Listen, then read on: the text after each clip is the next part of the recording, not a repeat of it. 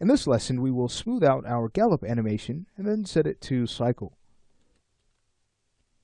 Let's first start by taking a look at an animated preview just to keep track of the frame rate, making sure that everything looks good as it plays back at its true speed. You can access that tool under the Tools menu, Views, grab Viewport, and here it is, Create Animated Sequence File.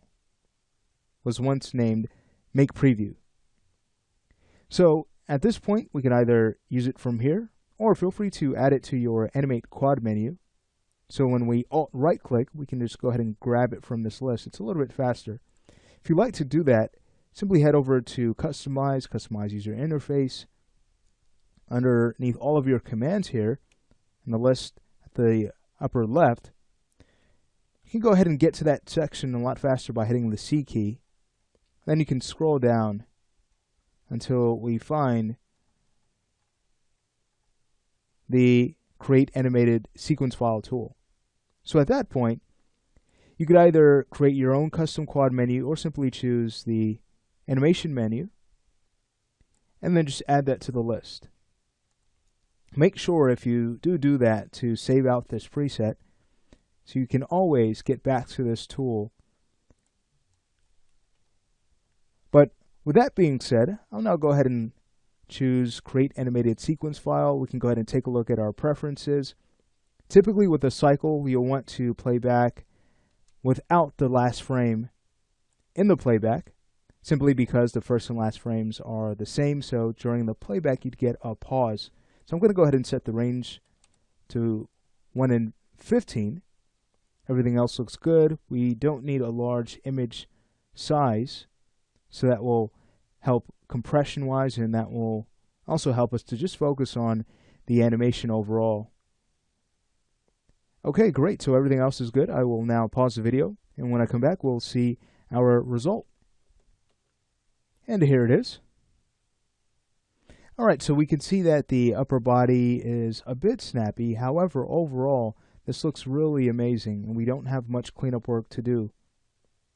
I really like the movement in the pelvis.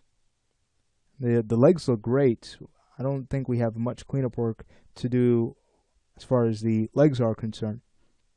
Alright, so with this in mind, let's go ahead and get back into 3ds Max. We'll lock down any poses we need to lock down before we smooth out the animation and then set it to cycle infinitely. So moving back into Max, let's go ahead and first set our default tangent type to auto. That way we can start to create smooth keyframes. We're also given tangent handles to modify our F-curves. Okay, great. At this point, we'll just want to go through and lock down each pose. So what does that mean? Well, it's just a matter of going through and setting keys to lock down exactly what we have locked in so that when we smooth out the animation, nothing is lost. So I'll just start to go through. We'll grab all of our leg controls, and we could start to set smooth keys. So again, checking our key filters, this should be fine. We can go ahead and start at frame 1. I'll go in and click the key icon. And then we can go ahead and click on the key on frame 1 and transfer that to frame 16, just holding down Shift and dragging to clone the keyframe. And we'll go to frame 2 and do the same thing. We're just setting keys on each frame. Yes, that means that we will have more keys to clean up. However, as long as we don't lose anything that we liked in our blocking pass, smoothing all of these keys out and cleaning up our function curves will go by much faster, in my opinion, than not doing this step and having to deal with all of that cleanup work afterwards.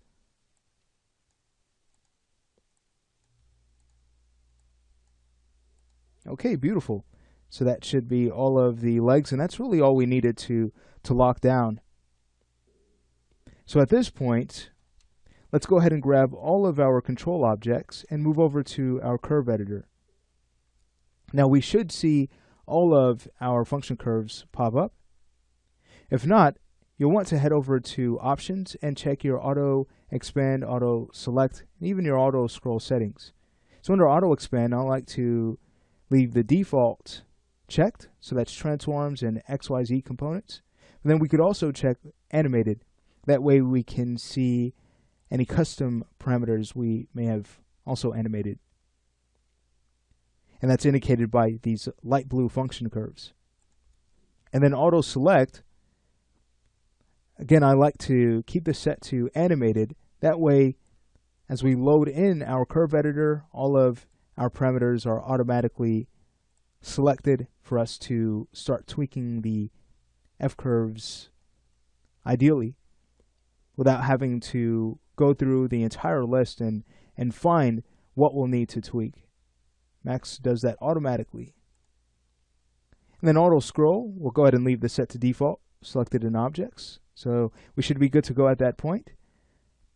I'll now go in and delete any keys that are outside of our range, so we can see that there's a key that exists on frame 0. Just go ahead and delete that.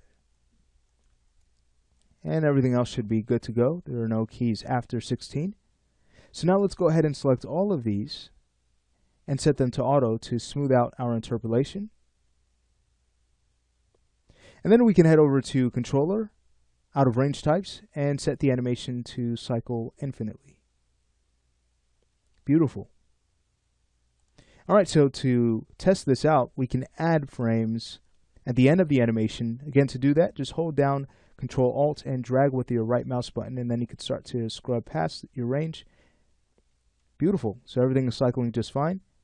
We do see a little bit of flipping in the right thoracic leg, but that's really simple to fix. Let's go ahead and bring our range back to 16. It's just a matter of grabbing our knee control and moving that forward. All right, so no more flipping. Great. All right, well, now that the animation has been smoothed and we have also set the animation to cycle, we can take a look at the legs. They look fine too. So at this point, we are now ready to go in and start to refine the animation and start to add some polish. And we'll begin with the upper body in the next lesson.